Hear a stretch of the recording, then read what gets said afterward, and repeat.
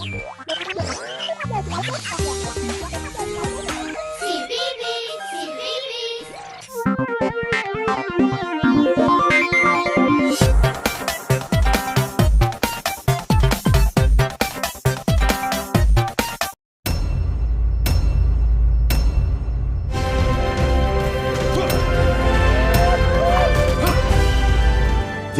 is my world. I would pay good money, the price of a movie ticket even, to see a f***ing animated kids movie that didn't start with narration. Like, is this now a f***ing requirement? Has it always been a requirement? I don't remember Mickey coming on in the opening scenes of Steamboat Willie and explicitly introducing his universe. This is me. I think it's apparent I need to rethink my life a little bit.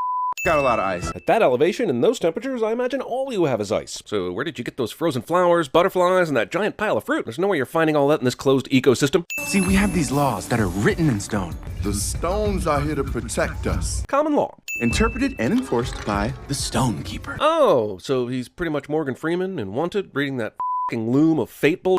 Like how the world was created when we all fell from the butt of the great sky yak. Good to know right off the bat that this movie will be dealing with religion and dogma in a nuanced and meaningful way. My favorite stone of all is the one that says the gong must be rung to wake the great glowing snail. Man, I don't care who came up with this story, but I sure do wish I knew that person's drug dealer. Up and out, amigo. Time to ring the gong. Let's see. Smallfoot, Animal Crackers, The Lorax, Little Spirit, Hercules, Space Jam, a few things in post-production. Yep, I think we've got plenty of material to say Danny DeVito voices an adorable character in an animated movie cliche. I guess you could say I'm learning the ropes and the wheel and the crank. Damn, sounds like the puberty process for Christian Grey. Because there's literally no other way to ring a gong. Sarcastically meta-referencing the stupidity of your plot device does not in any way relieve you of the responsibility of said stupidity. Look at everybody there. Hang on, this is a musical? Man, I know Channing Tatum doesn't have a bad voice, but I'm not looking forward to listening to anyone other than Zendaya in this cast trying to carry off an entire song. If I'd known this was going to be a presentation of The Abominable Showman, I wouldn't have shown up for work today. Also, this song about the perfect village Migo lives in is essentially the polar opposite of the song Belle sings at the beginning of Beauty and the Beast. And because it's even worse by comparison to that classic, it's earning another sin. Look at everybody do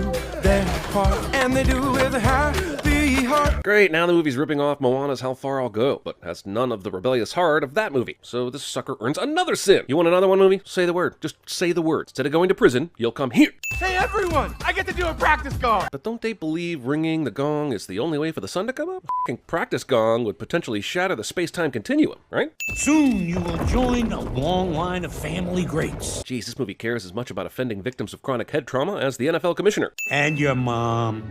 Wish she was here to teach you. Yeah, but I thought Dorgle was the one that descended down the vaunted line of gong ringers, and this is specifically his job. Why is she immortalized, and what could she have taught to Migo? And why is she even dead? What purpose does that serve in all this story?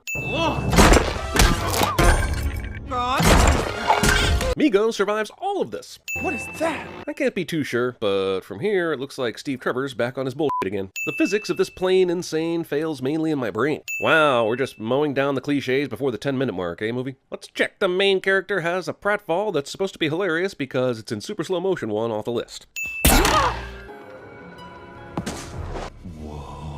Premature ejaculation? Now I know Migo has gotten you all very anxious with his little story. Man, this is so f***ing dismissive that it should immediately be obvious to at least some of the villagers that Stonekeeper is lying. This is like Elaine from Seinfeld asking, "And pray tell, what did the doorman say?" Well, the doorman certainly has a wild imagination, doesn't he? Telephone? Yahoo?